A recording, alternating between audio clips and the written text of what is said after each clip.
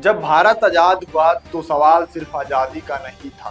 सवाल था बराबरी का, इंसानियत का और उस सोच का जिसमें हर किसी को उसकी पहचान, उसका सम्मान मिल सके। एक ऐसा दौर जब जाति बताती थी किसे बैठने की इजाजत है और किसे नहीं। लेकिन तभी इतिहास के पन्नों पर एक नाम उभरता है, डॉक्टर भीमराव अंबेडकर। सिर्फ संविधान निर्माता नहीं बल्कि समाज को नई दिशा देने वाले वो व्यक्तित्व जिन्होंने कागज पर नहीं हकीकत में बराबरी की परिभाषा लिखी। नमस्कार, आप देख रहे हैं नेक्स्ट जन ब्रॉडकास्ट। मैं हूं आपके साथ शुभम उपाध्याय। आज जब देश भर में आरक्षण को लेकर बहस छिड़ी है तो सवाल उठता है, क्या अंबेडकर के बनाए नियम आज भी उतने ही प्रासंगिक हैं? क्या जो मकसद उन्होंने देखा था वो पूरा हो चुका है? और क्या अब समय आ गया है इन नियमों को फिर से परखने का?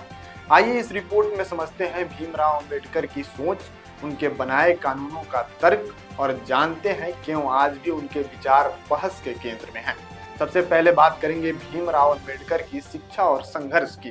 डॉक्टर भीमराव अंबेडकर का जन्म 14 अप्रैल 1891 को महाराष्ट्र के एक दलित महार परिवार में हुआ। वह एक ऐसी जाति से ताल्लुक रखते हैं जिसे समाज में अछूत माना जाता है। उस समय के भारत में दलितों का स्कूल जाना, मंदिर में प्रवेश करना या समाज के किसी भी ऊंचे वर्ग के बराबर में खड़ा होना लगभग असंभव था। सोचिए, जब एक बच्चा स्कूल में केवल इसलिए जमीन पर बैठने को मजबूर हो क्योंकि उसका जन्म एक नीची जाति में हुआ, तो वह क्या सपना देखेगा। लेकिन अंबेडकर ने सपना देखा। उन्होंने ठान लिया कि अगर समाज उन्हें बराबरी नहीं देगा तो वे ज्ञान के बल पर इस समाज को झकझोरेंगे।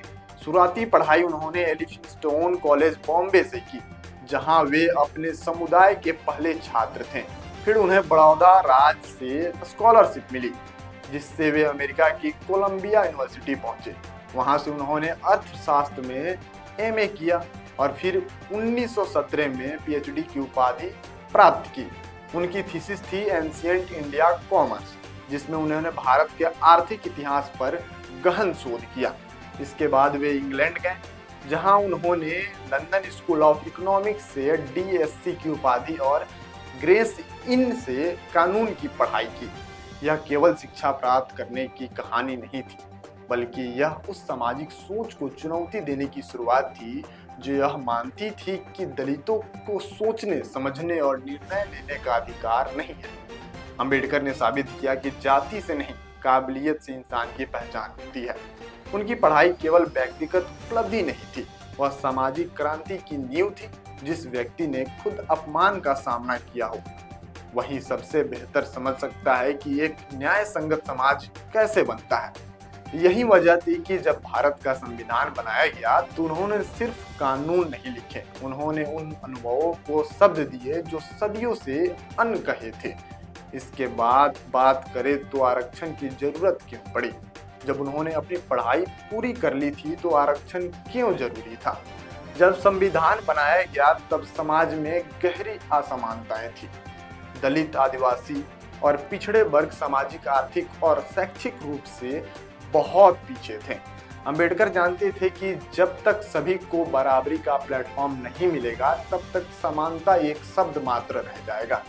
इसलिए उन्होंने आरक्षण की वकालत की, एक ऐसा टूल जो पिछड़े वर्गों को मुख्य धारा में लाने की मदद करे। अच्छा, वह शस्त्र है जिससे आप दुनिया को बदल सकते हैं। यह कथन महात्मा गांधी का हो सकता है, लेकिन इसे पूरी तरह जिया डॉक्टर भीमराव अंबेडकर ने।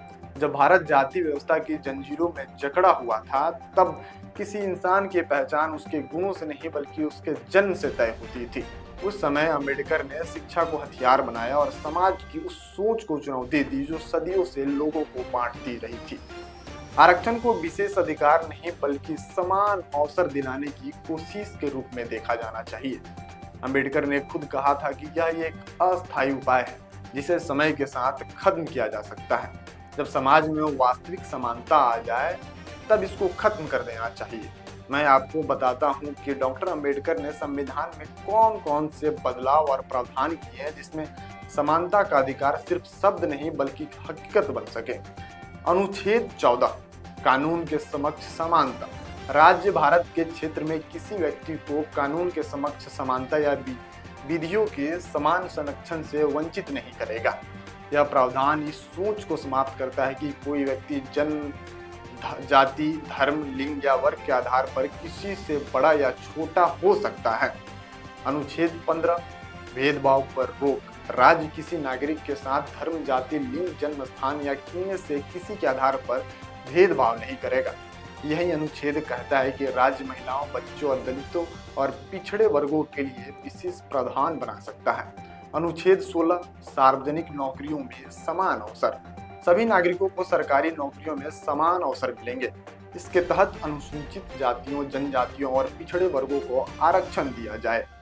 यही वो मूल्य आधार है जिससे आज SC, ST और OBC के लिए सरकारी नौकरियों और शिक्षा संस्थानों में आरक्षण लागू हुआ। अनुच्छेद 17 छुआछूत का अंत।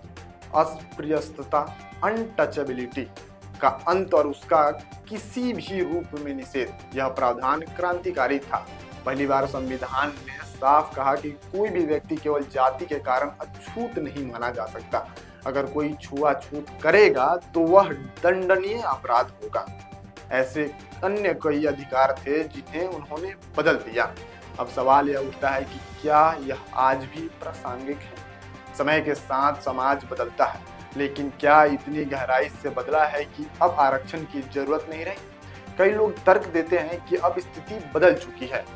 कई पिछड़े वर्ग आर्थिक रूप से सक्षम हो चुके हैं और कई सामान्य वर्ग के लोग संघर्ष में हैं। इसलिए आरक्षण को आर्थिक आधार पर तय किया जाना चाहिए।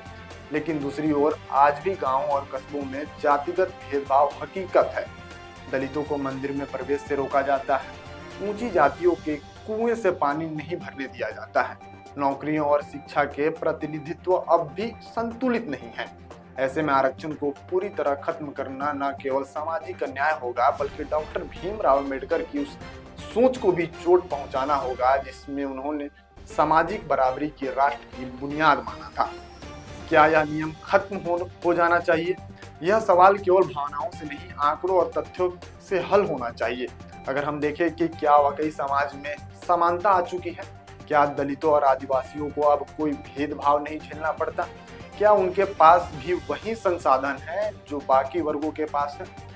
अगर इन सभी सवालों के जवाब हाँ में होते तो आरक्षण को खत्म करने की बात तार्किक होती। लेकिन जब तक यह असमानताएं मौजूद हैं, तब तक आरक्षण को पूरी तरह खत्म करना उन लोगों के साथ अन्याय होगा जिनके लिए यह सुरक्षा कवच बना हुआ है। देखा जाए तो बदलाव की जरूरत है, खत्म करने की नहीं। डॉक्टर अंबेडकर ने जो सिस्टम बनाया था उसका उद्देश्य समाज को अस्थायी रूप से बदलना था। लेकिन जैसे समय बदलता है वैसे नीतियों में सुधार की जरूरत होती है।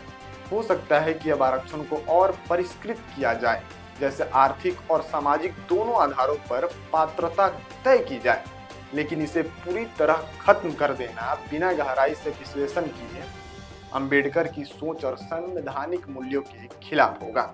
आज जब हम भीमराव अंबेडकर की जयंती मनाते हैं तो यह जरूरी है कि हम केवल उन्हें याद ही ना करें, बल्कि उनके बनाए सिद्धांतों को समझें और उन्हें वर्तमान संदर्भ में लागू करने की कोशिश करें। आपकी इसमें क्या राय है? कमेंट करके बताइएगा। वीडियो अच्छी लगी तो लाइक एंड सब्सक्राइब जरूर करें और वीडियो देखने के लिए देखते रहें नेक्स्ट जेन ब्रॉडकास्ट।